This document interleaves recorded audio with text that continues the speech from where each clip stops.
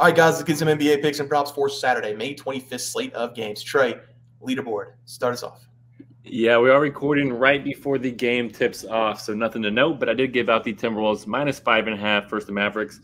A good old-fashioned head-to-head matchup against me and Bear. Yep, head-to-head here. I've gave out the Mavericks on the money line. I think they're going to win the game. Trey, let's go to the player props. I have starts off. Yeah, and I'm putting my trust in Rudy Gobert over 24.5 PRs against the Mavericks. I feel like he's just going to play very well, be very aggressive throughout this game on both ends. He's going to be getting a ton of blocks, and they're going to be rewarding him on the offensive end. Yeah, we've got Kyrie Irving as well, over 22.5 points going up against the T-Wolves again. Game hasn't started yet. Looking forward to hopping off and watching, hopefully, a very competitive game in game number 2. Trey, let's go to the plays for tomorrow. We are going to get game number 3 between the Celtics and the Pacers. The Pacers back home where they have been dominant over the last several months. Celtics still laying 7 points. We've got some injuries. Halliburton might not play. I'm going to have you start this one off. Yeah, I truly believe that this game should be a blowout, as much as I hate to say it. But like Bear said, the Pacers, they've been truly dominant at home. They have not lost at home since, I believe, mid-March, and that is a very, very long time ago. And the Pacers, so they're going to come in this game confident. And the Celtics, they are undefeated on the road so far this postseason. So both teams are going to come this game confident. I don't know what's going on, but I'm going to be taking the Celtics -6.5 in this game. Tyrese Halliburton, he should not play in this game 3. And if he does play, he's going to be heavily hampered by his hamstring injury. And he's just not going to have the giddy up in his step. And that's going to force the Pacers to slow it down. And that's not what they want to do. The Celtics, they know that they can put away this Pacers team by Monday and then have almost a week before the NBA Finals, which would be absolutely massive. All that rest is exactly what this team needs. And this Celtics team, they don't want to play around with this feisty young team in the Pacers. And I'm not nervous about this being a road game either. Like I said, Celtics undefeated on the road so far this postseason. So look for them to continue that dominance. This line is very fishy. I have no idea what is going on. Tyrese Halliburton questionable, should not play. Celtics, they should be -16.5, not -6. So give me the Celtics -6.5. We're battling again. I'm taking the Pacers with the points in this game. They've been too good at home. I think this is free money. I don't care how much better Boston is than the Pacers.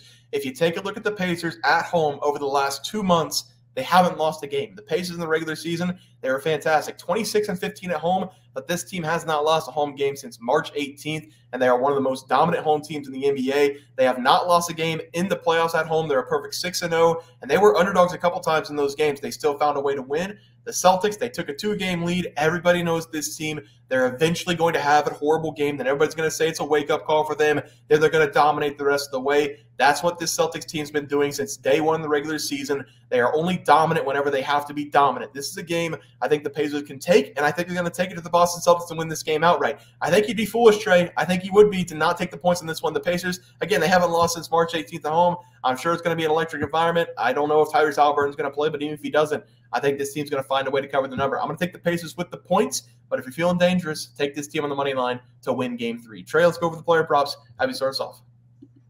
Yeah, and I am backing the Pacers here. So give me the Pacers guy, leading scorer probably in this game, Pascal Siakam. I'm going to take him to go over 34.5 PRAs against the Celtics. I do love this over for Siakam in this game. He's been playing fantastic basketball so far through the first 2 games of the series. Because so far during the Eastern Conference Finals, Siakam, he's averaging 38 PRAs per game, which is over this number.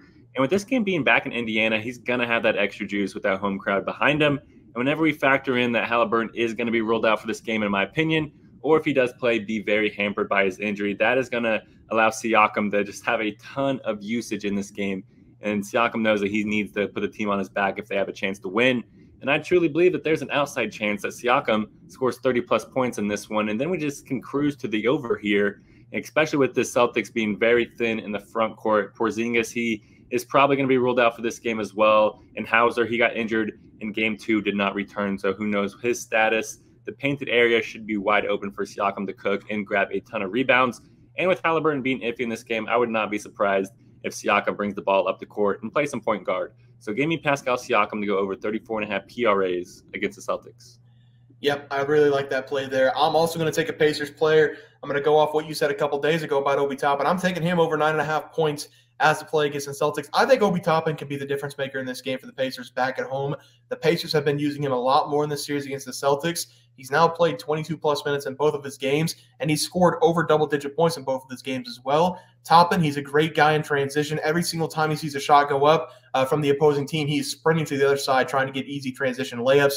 We saw that whenever he was playing at Dayton, having incredible dunks, high-flying guy. They started saying nobody be stopping Obi Toppin. I like what I've been seeing out of him in the first 2 games on the road. He's staying very aggressive whenever he's on the floor. He's taken 14 shots in the series. He's found a way to make 10 of them. They say that the role players, they play better at home. I hope that is the case, although he's been playing very well. He might even be able to step it up a little bit more at home in this game. Against the Knicks at home, he scored double-digit points in 3 of the 4 games, so maybe he will play better at home in this one. I think this number is just a little bit too low for a guy who can put up a lot of points in a short amount of time. Give me Obi Toppin over 9.5 points as the play. Trey, let's go to the graphics. Have you start us off?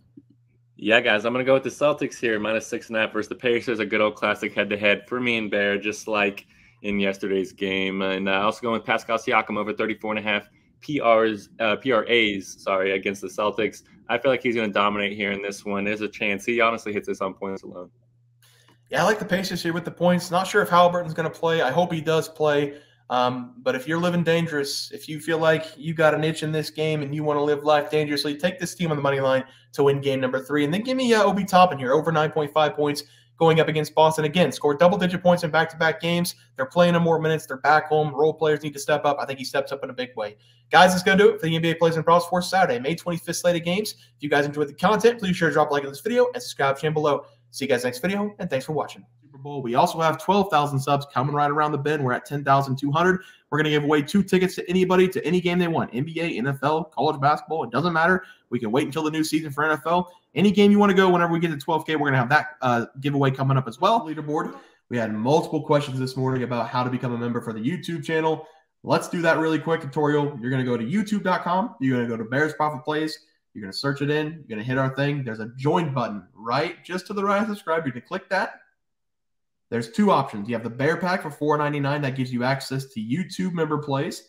And then you have the Bear Pack Gold for $7.99 a month. That gives you access to our member plays on YouTube. And it gives you a 1-month membership to our website, bearsprofitplays.com. So if you get the Bear Pack Gold, you save yourself $2 a month. A little bit cheaper if you want to do that. But that is the tutorial for anybody that needed it. We had multiple questions today through email about how to do it, and it wasn't working. But if you want to know, there it is right there. Trey,